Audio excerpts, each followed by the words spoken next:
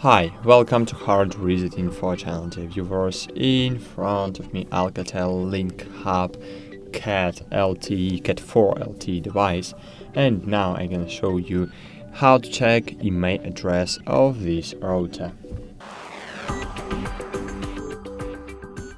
Of course, you can check IMEI address on the reverse side of your router, but if you have no IMEI address because of some reasons, I don't know, so you can check it using the embedded web server. So connect to the router, enter 192.168.1.1.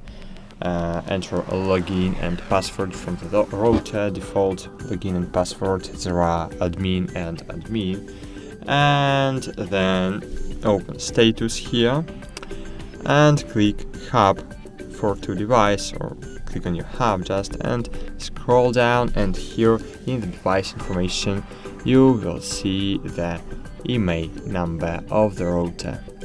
Thanks for watching, like this video, subscribe to our channel, and bye, see you.